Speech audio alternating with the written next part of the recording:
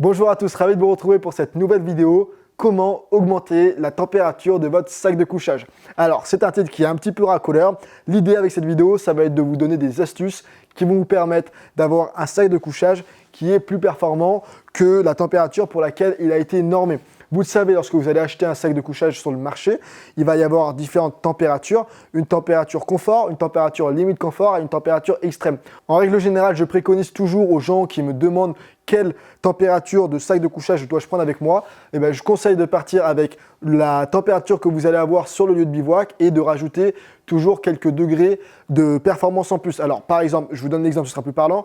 Si vous allez dormir et lors de votre lieu de bivouac, il fera au minimum 0 degré. Alors je vous conseille de prendre un sac de couchage qui soit normé à une température confort d'au moins -5 degrés. Parce qu'en règle générale, les fabricants forcément, ils vont faire en sorte que leur sac de couchage soit normé à la température la plus basse possible pour vendre le sac au montant le plus élevé possible. Bref, ce n'est pas le sujet de la vidéo. Ce qu'on va voir ensemble maintenant, c'est différentes astuces pour améliorer et augmenter la température que peut vous offrir votre sac de couchage. Alors, comment augmenter la température de votre sac de couchage?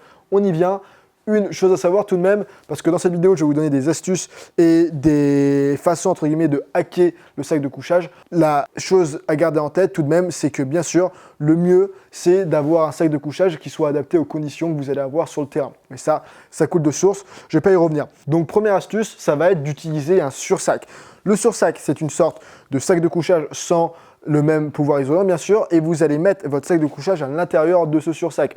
Le sursac a l'objectif de vous protéger des éléments extérieurs tels que l'humidité et également le vent. Le vent, ça peut vraiment limiter la température et le confort thermique de votre sac de couchage. Et donc avec un sursac, vous allez vous protéger de l'humidité extérieure et du vent éventuel.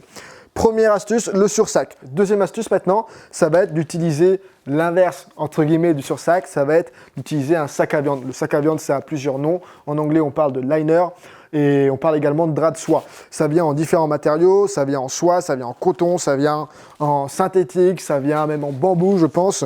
Bref, il y a plein de matériaux différents sur le marché.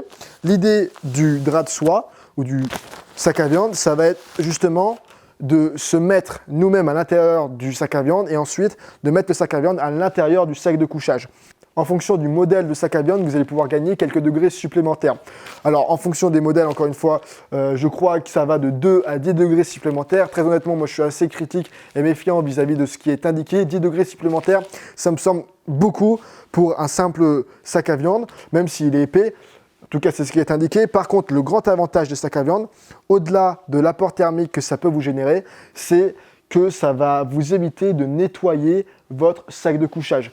Par exemple, si vous partez en voyage, alors là, on ne parle pas forcément de trek et de bivouac, si vous partez en voyage, que vous allez dans des gîtes, des refuges ou des hôtels, vous n'êtes pas très serein vis-à-vis de la qualité des draps, vous pouvez prendre un sac à viande et comme ça, vous pourrez nettoyer votre sac à viande et vous n'êtes pas en contact direct avec le drap. Autre chose, si vous partez avec un sac de couchage en duvet notamment, mais également synthétique, que vous allez transpirer toute la journée après une longue journée de marche, vous n'avez pas envie de salir votre sac de couchage, vous prenez un sac à viande et vous allez salir directement le sac à viande que vous allez pouvoir laver très facilement au lieu de vous embêter à laver votre sac de couchage. Donc voilà, sac à viande, plusieurs avantages. Premier avantage, ça peut vous apporter quelques degrés supplémentaires et deuxième avantage, ça va surtout protéger votre sac de couchage.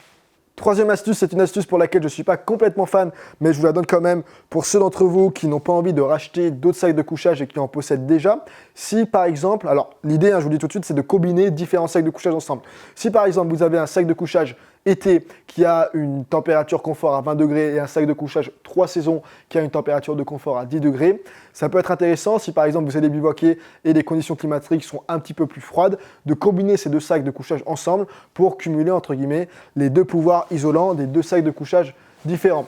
Alors, gardez en tête quand même qu'il y a deux grosses contraintes vis-à-vis de l'astuce que je viens de vous donner. Première contrainte, c'est qu'il faut que ces deux sacs de couchage soient compatibles entre eux et qu'ils ne se compressent pas l'un et l'autre. J'avais fait une vidéo, je vous la mettrai dans la description, qui était comment s'habiller dans un sac de couchage. Et ce que je vous ai dit le plus important, c'est qu'il ne faut pas comprimer le pouvoir gonflant du sac de couchage. Autrement, ses capacités et ses performances thermiques seront bien inférieures. Donc, si vous avez un sac de couchage, en le mettant à l'intérieur de l'autre sac de couchage, viendra comprimer un des deux sacs de couchage, alors forcément vous allez perdre en pouvoir isolant et donc c'est pas forcément la bonne astuce. Ça c'est la première contrainte. La deuxième contrainte, c'est que forcément si vous prenez deux sacs de couchage avec vous dans le sac à dos, eh ben, il y aura plus de volume et ce sera donc une contrainte en termes d'encombrement. Autrement dit, si maintenant vous avez ces deux sacs de couchage qui sont compatibles entre eux et que vous allez faire un bivouac de manière occasionnelle et que vous n'avez pas envie de racheter un autre sac qui soit adapté aux conditions climatiques que vous allez avoir sur le terrain, alors ça peut être intéressant occasionnellement, encore une fois, de combiner différents sacs de couchage entre eux pour améliorer leur performance thermique. Quatrième astuce, ça va être la possibilité pour vous de porter des vêtements qui vont vous apporter un apport thermique supplémentaire. Encore une fois, je vous renvoie vers la vidéo comment s'habiller dans un sac de couchage où je vous ai donné mes préconisations. Je ne sais pas pourquoi il y a beaucoup de gens qui disent qu'il vaut mieux dormir tout nu dans un sac de couchage. Très honnêtement, ce n'est pas forcément ce que je vous recommande. Dormir tout nu dans un sac de couchage, il faut vraiment que le sac de couchage soit adapté. En règle générale, ce qu'il faut retenir lorsque vous êtes dans un sac de couchage, c'est qu'il ne faut pas comprimer le pouvoir gonflant, le pouvoir isolant du sac de couchage.